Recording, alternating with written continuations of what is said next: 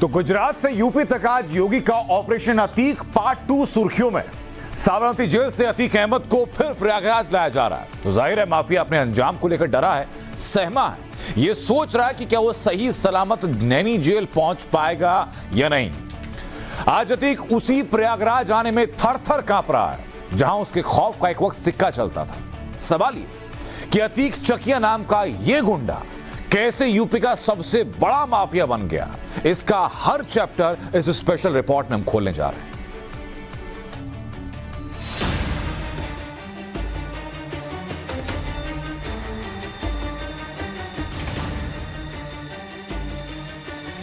यानी चेहरे पे रंगत जो है हवाई है पूरी तरह उड़ी हुई है। वो जो एक चेहरे पे खुमारी हुआ करती थी, एक खुदापन का एक एहसास हुआ करता था, वो अंदाज आज बदल चुका है।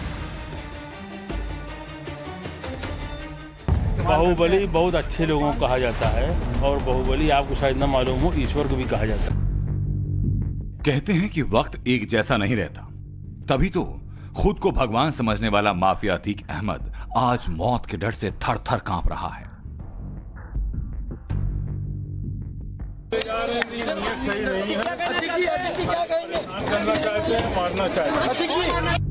सुना आपने, अतीक का बीपी बढ़ा है, माफिया बेहद डरा है।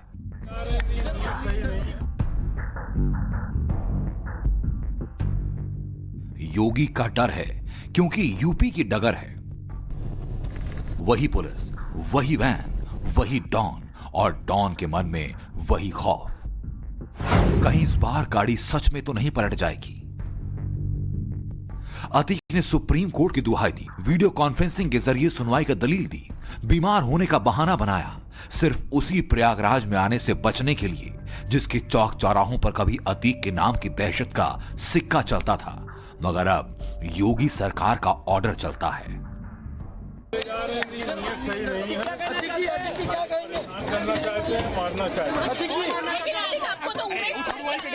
लेके जा रहे हैं। उमेश पाल के हफ्ते में तो वीडियो कॉन्फ्रेंसिंग हो सकती थी, और वीडियो कॉन्फ्रेंसिंग के लिए सुप्रीम कोर्ट ने कहा है। सुप्रीम कोर्ट का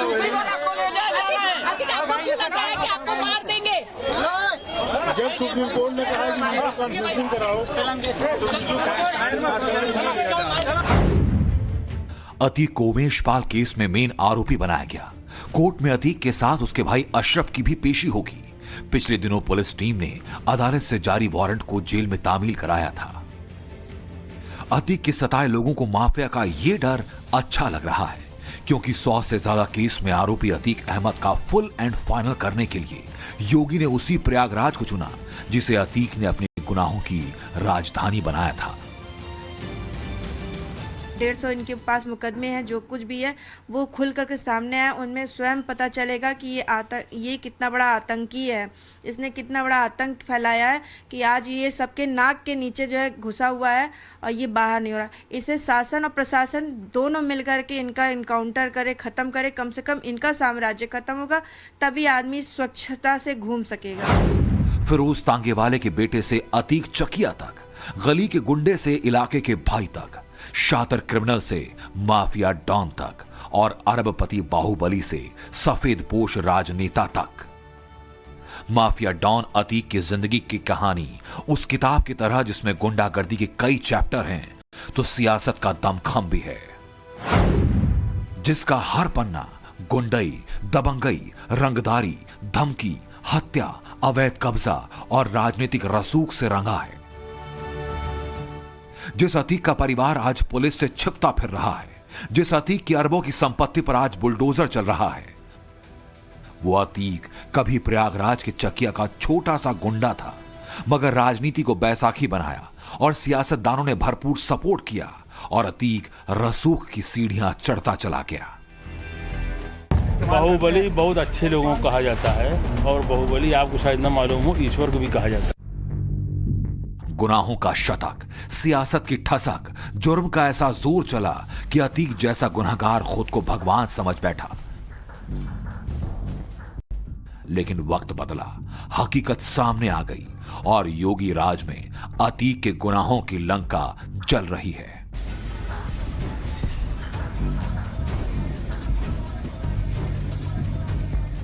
की नीति के तहत इन सबको संरक्षण मिलता रहा है राजनीतिक दलों का, जो कि बिल्कुल गलत है। इसी की वजह से प्रदेश की छवि धूमिल हुई, इसी वजह से ये माफिया इतने फले फूले। अगर सरकारें सख्त होकर कार्य करें तो इसका बड़ा सकारात्मक प्रभाव पड़ता है। कड़े निर्देश दिए जाएं पुलिस को कि इस प्रकार की कोई गतिविधियां बर्दाश्त नहीं होंगी। राजनीतिक लाभ इनसे उठाया लोगों ने, अपना उल्लू सीधा किया। आज अतीक जान की खैर मना रहा है, उसका पूरा कुनबा फरारी काट रहा है। माफिया और फैमिली पर संकट आया कैसे, ये जानने के लिए आपको अतीत के कुछ पन्ने पलटने होंगे। 80 के दशक के आखिर में प्रयागराज की गलियों में अतीक अहमद की तूती बोलती थी। पुलिस अतीक अहमद के नाम से खौफ खाती थी। ये वो दौर था जब सियासी संरक्षण के बजाय अतीक ने खुद सियासी राह पर चलने का इरादा कर लिया। 1989 में अतीक अहमद ने निर्दलीय तौर पर चुनाव लड़ा और चुनाव में जीत दर्ज की। इस तरह अतीक पहली बार पेशेवर अपराधी से पेशेवर सफेदपोश हो गया। वक्त गुजरा, अतीक ने रसूख के दम पर 3 चुनाव जीते। ये वो दौर जब क्षेत्रीय दल मजबूत हो रहे थे। वोट बैंक के लिए मुफीद बाहुबलियों के राजनीतिक करियर को खूब खाद पानी दिया गया। का संरक्षण पाने की लालसा में सियासतदानों को पीछे से मदद करने वाले अपराधियों ने 80 के दशक में सियासत में सीधा हस्तक्षेप करना शुरू कर दिया था। जराइम की दुनिया से सियासत तक का सफर तय करने वालों में मुख्तार अंसारी, डीपी यादव, शहाबुद्दीन जैसे नाम शामिल थे। 1989 में इसमें एक नाम और जुड़ गया, वो नाम था अतीक अहमद का। जुर्म की कश्ती पर सवार होकर अतीक अहमद ने संसद तक का सफर तय किया। आज भले अतीक अहमद के अपराध ने ही उसके सियासी मुस्तकबिल को डुबो दिया हो, लेकिन एक दौर था जब अतीक अहमद ने क्षेत्रीय दलों के बलबूते प्रयागराज से लेकर लखनऊ तक अपनी सत्ता को कायम रखा था। यह बोर्ड उसी की तस्दीक कर रहा है। कैसे बंदूक भी साथ रखी और सफेद कुर्ता भी पहन लिया और अपने कारोबार को इतना बढ़ा लिया कि जगह जगह उसके काले कारनामों से इकट्ठी की गई प्रॉपर्टी के बलबूते उसने पूरे उत्तर प्रदेश में अपना कोहराम मचा रखा था। इसमें पुलिस प्रशासन की भी भूमिका थी, इसमें राजनेताओं का संरक्षण भी हासिल था। साल 1996 अतीक को मुलायम सिंह यादव का साथ मिला। ये वो वक्त जब मायावती से अलग होने के बाद समाजवादी पार्टी खुद को मजबूत कर रही थी। ऐसे में अतीक ने सपा के टिकट पर चुनाव लड़ा और जीत दर्ज की। मजबूत पार्टी का साथ पाकर अतीक ने जुर्म की दुनिया में बेखौफ होकर झंडे गाड़े और शासन प्रशासन को अपनी उंगलियों पर नचाया। जीतने के बाद उसके इतने हौसले बढ़े और छोटे छोटे दल जैसे अपना दल जैसे और भी तमाम छोटे छोटे दल थे जो अभी विधानसभा में प्रवेश नहीं कर पाए थे। उन्हें लगा कि अतीक अहमद एक आदमी है जो जीत जाएगा और विधानसभा में प्रवेश का उसका खाता उसके दल का खुल जाएगा।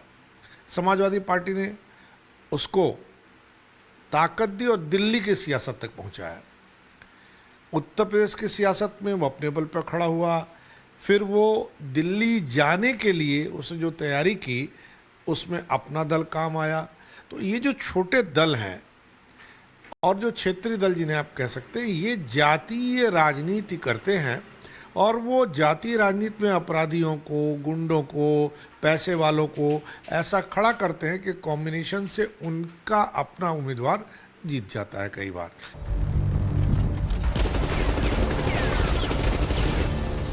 एक तरफ सियासत का खेल चालू था तो दूसरी तरफ पट्टा, रंगदारी, भूमाफिया का कारोबार। 4 बार विधायक बने अतीक अहमद ने अपने सियासी आकाओं के संरक्षण में अरबों रुपए की सियासत बना ली। प्रयागराज से लेकर लखनऊ तक बड़ी बड़ी प्रॉपर्टी का मालिक अतीक अहमद बन चुका था। लखनऊ का गोमती नगर इलाका है। यहां पर धूमनगंज पुलिस ने अक्टूबर 2022 में इस जमीन को सीज किया था। कोई एक जमीन नहीं है, बल्कि इसी लखनऊ में चिन्हट इलाके में बेशकीमती जमीन थी। इसके अलावा फैजुल्लागंज में बेशकीमती जमीन थी जिस पर अतीक अहमद काबिज था। परिवारी जनों के नाम पर वो जमीनें खरीदी गई थी, कुछ हड़पी गई थी और जिसके बलबूते अतीक अहमद अपने अपराध की दुनिया को बढ़ाने में मदद हासिल कर रहा था। अब एक एक करके योगी सरकार ने अतीक अहमद के इन जमीनों पर कार्रवाई करना शुरू किया है।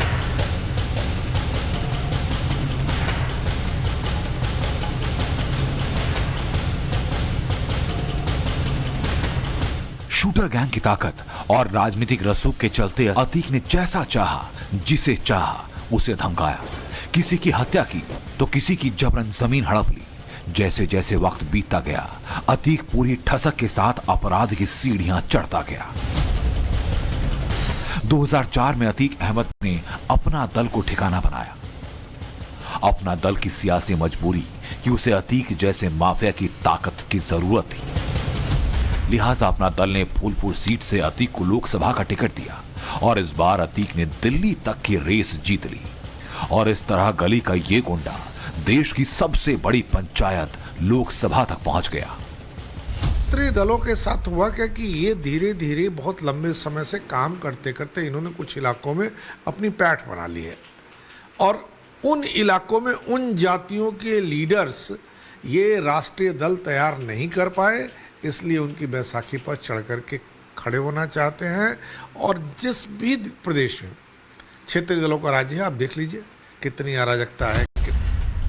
अतीक समझ चुका था कि जुर्म की दुनिया का बेताज बादशाह बने रहना है तो सियासी रूप से मजबूत होना होगा। लिहाजा सांसद बनने के बाद उसने इलाहाबाद पश्चिम की अपनी परंपरागत सीट से भाई अशरफ को विधायकी का चुनाव लड़वाया, जिसमें बीएसपी नेता राजू पाल ने अशरफ को हरा दिया। यह हार अतीक को इतनी नागवार गुजरी कि अतीक ने ठीक उसी तरह राजू पाल की हत्या करा दी जैसे उमेश पाल की कराई।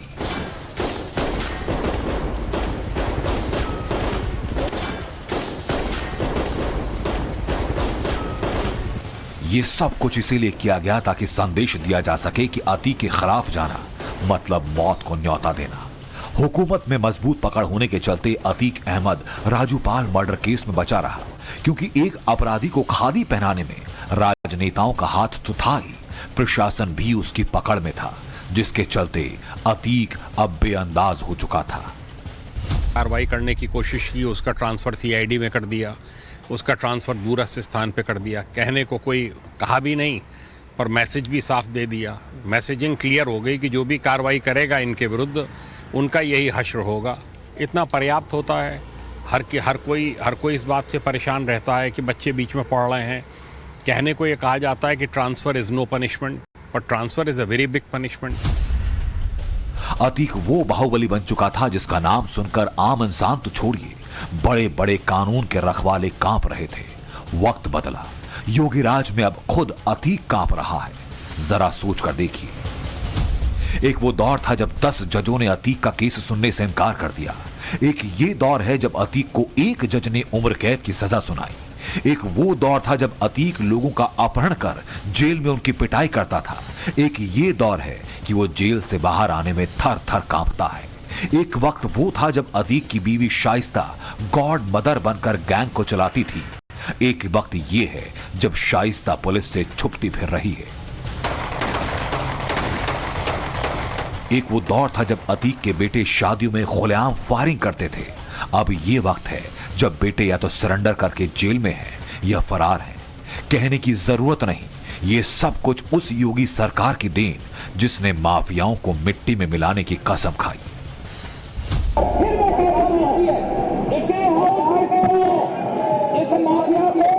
मिट्टी में मिला देंगे।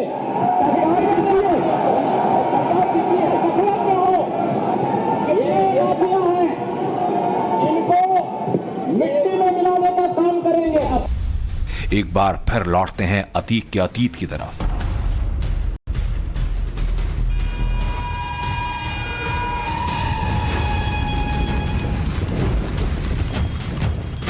साल 2006 तक अतीक के खिलाफ हर मुकदमे की सुनवाई होती रही। गवाह खरीदे गए या गोलियों से खामोश कर दिए गए और अतीक समाजवादी पार्टी का चहेता बना रहा। ये वो साल जो अतीक के बुरे दिन लेकर आया। यूपी में सरकार बदली, मुलायम सत्ता से गए और बहन जी की सरकार बनी। अतीक के खिलाफ एक्शन हुआ। तभी से वो कभी नैनी जेल, कभी बरेली जेल, कभी देवरिया जेल तो कभी साबरमती जेल घूमता रहा। हालांकि अतीक के बुरे दिन बहुत ज्यादा दिन तक नहीं रहे। साल 2012 में समाजवादी पार्टी की सरकार आई और अतीक जमानत पर जेल की सलाखों से बाहर आ गया। सरकार नहीं दे सकती, अगर सरकार में है हम कानून कार्रवाई कर सकते हैं, सजा देना न्यायालय का काम है, न्यायाधीशों का काम है। समाजवादी पार्टी की मांग ये रहती है कि जो काम हो संविधान के ढांचे में हो।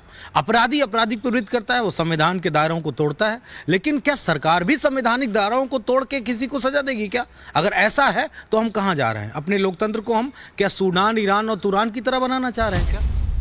2017 में आदित्यनाथ योगी ने जैसे ही काम संभाला तो सबसे पहला एक्शन लिया गया अपराधियों पर। अतीक का सियासी सफर थम गया, अपराध की दुनिया में उसका दखल कमजोर पड़ गया। अतीक योगी सरकार की हिट लिस्ट में आ गया और कारनामों का एक एक कर हिसाब होने लगा। आज आप देखिए कि उत्तर प्रदेश में किस तरीके से हमने अपराध के प्रति जीरो टॉलरेंस के लिए काम किया है और आज उत्तर प्रदेश में माफिया राज को हमने खत्म किया है। संगठित अपराध आज उत्तर प्रदेश में जीरो है। आज उत्तर प्रदेश में अपराधी अपराध करने से पहले 10 बार सोचता है और अगर कोई भूले भटके अपराध करने की हिमाकत करता भी है तो उसके साथ कड़ी से कड़ी कानूनी कार्रवाई हम करके सख्त कार्रवाई होती है। उसकी मिसाल भी आपने नजीर भी बनाई है। 2022 में राजनीतिक संरक्षण के लिए अतीक ने अपनी पत्नी शाइस्ता परवीन को असदुद्दीन ओवैसी की पार्टी AIMIM ज्वाइन कराई। हालांकि चुनाव के बाद शाइस्ता ने बीएसपी का दामन थामा, लेकिन उमेश पाल की हत्या में योगी के एक्शन के बाद अब बीएसपी भी माफिया फैमिली से किनारा कर चुकी है। हालात ये कि अब अतीक को अपनी मौत का डर सता रहा है। अतीक की अपराध की दुनिया जो कभी रोशन थी आज अंधेरा छा चुका है, क्योंकि योगी कह चुके हैं जब तक तोड़ेंगे नहीं तब तक छोड़ेंगे नहीं। अब जुर्म की दुनिया का कभी सबसे खूंखार चेहरा रहा आज अपने अंजाम की तरफ पहुंच रहा है। प्रयागराज से मनीष यादव के साथ bureau report, times now Bharat.